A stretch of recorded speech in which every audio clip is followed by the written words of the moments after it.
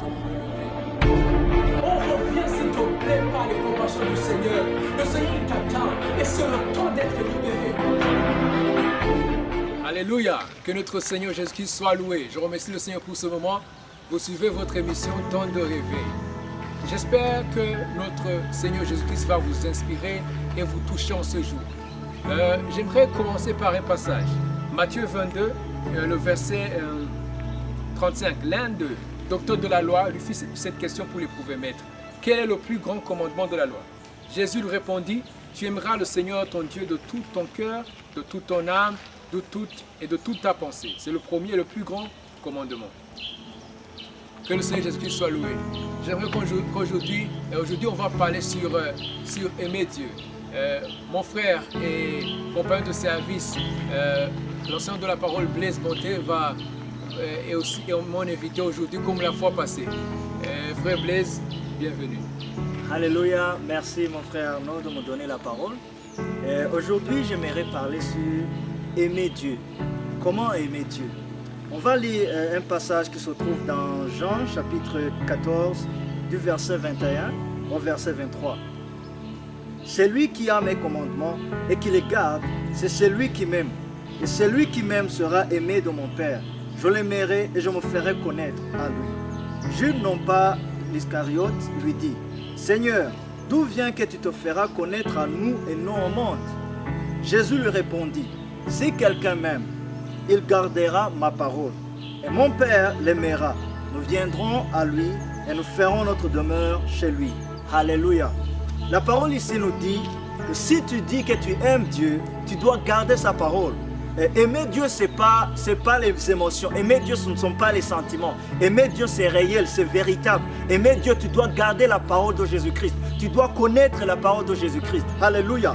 Donc pour être vivant dans le Seigneur, tu dois garder la parole du Seigneur. Tu ne peux pas dire que tu aimes le Seigneur. Tu ne peux pas dire que tu aimes Dieu sans garder sa parole, sans connaître sa parole. La Bible dans Jean chapitre 1 verset 18, il est écrit que nul ne peut connaître le Père si le Fils ne le révèle pas. Donc c'est-à-dire que pour connaître le Seigneur, pour que le Fils révèle le Père, pour que tu puisses connaître le Seigneur Jésus-Christ, tu dois garder sa parole. Ici ce verset nous dit, celui qui aime, celui qui m'aime, il sera aimé de mon Père. Je l'aimerai et je me ferai connaître à lui. Alors la première étape que tu dois faire, la seule chose, la première chose que tu dois faire, tu dois garder la parole. Tu dois connaître la parole du Seigneur. Tu dois chercher le Seigneur. Tu dois développer cet amour. Si tu n'aimes pas le Seigneur, si tu ne développes pas cet amour avec le Seigneur, tu ne peux pas connaître Dieu. Donc Dieu cherche d'abord l'amour que tu as dans ton cœur, l'amour du Seigneur que tu as dans ton cœur. Si tu ne trouves pas l'amour du Seigneur dans ton cœur, tu ne peux pas connaître le Seigneur véritablement. Car la parole nous affirme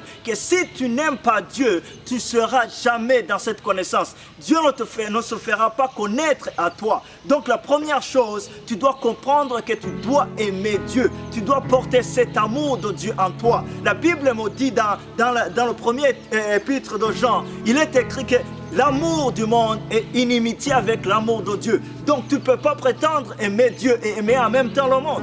Donc si tu veux aimer Dieu, le monde va quitter ton cœur. Mais si tu ne veux pas aimer Dieu, le monde va venir à toi. Donc la délivrance que tu as besoin dans ton cœur, c'est d'abord l'amour du Seigneur dans ton cœur. Tu dois marcher, tu dois chercher à aimer Dieu. Tu dois chercher à aimer Dieu. Dans tes prières, tu dois chercher à aimer Dieu. Tu dois implorer le Seigneur qu'il amène l'amour de la vérité dans ton cœur, qu'il amène l'amour du Seigneur dans ton cœur. C'est lui seul qui peut te donner ça. La Bible me dit dans Philippiens chapitre 3, chapitre 2 verset 13, que c'est lui qui donne le vouloir et le faire. Donc on doit l'implorer. La première chose, on doit reconnaître, être conscient en nous qu'on doit aimer Dieu. Sans l'amour du Seigneur, on ne peut pas avoir la révélation du Seigneur. Donc en s'approchant au Seigneur, on doit être motivé par cet amour. On doit être guidé par cet amour. La Bible montre qu'un chrétien est appelé l'épouse du Seigneur. L'Église est l'épouse du Seigneur. Donc quand on dit l'épouse, c'est-à-dire qu'il y a une histoire d'amour, il y a une relation amoureuse. Alors si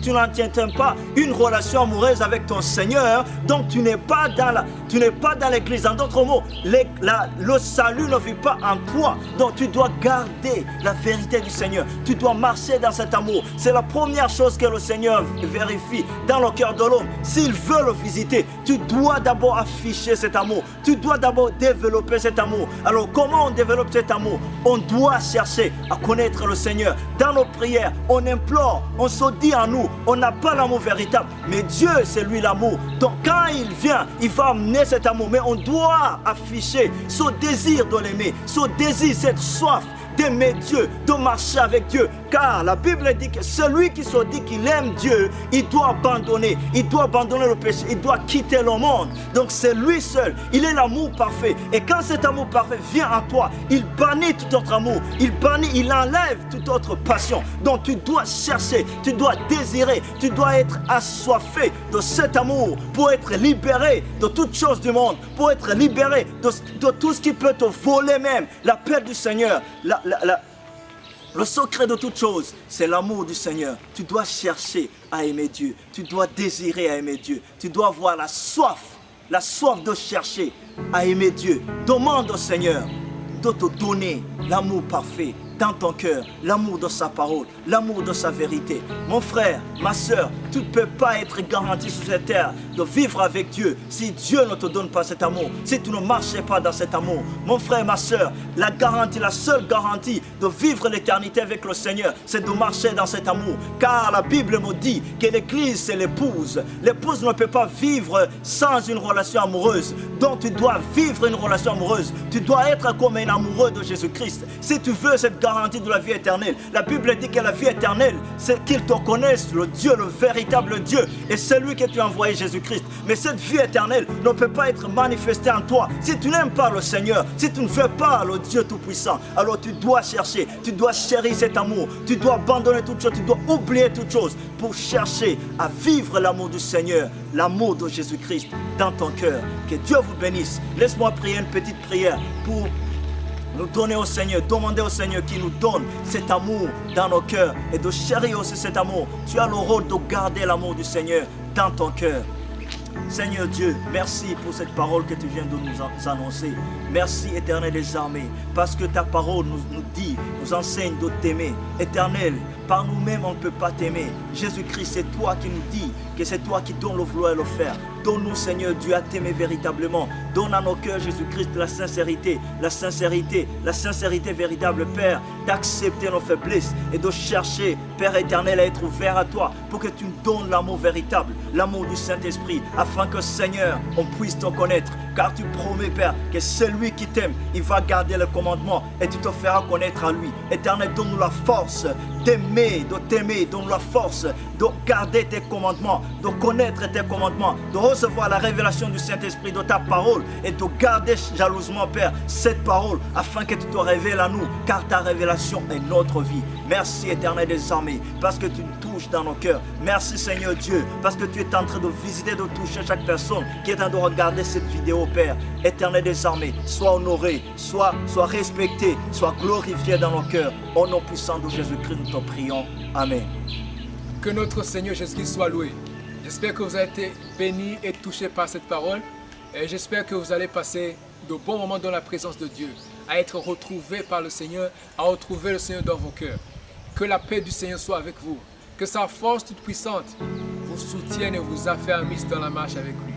Retenez bien, ce n'est pas question d'apparence, c'est question de la vie que tu mènes avec le Seigneur, dans le lieu secret et qui influence ta vie dans ton entourage. Que le Seigneur Jésus-Christ vous bénisse. Temps de réveil.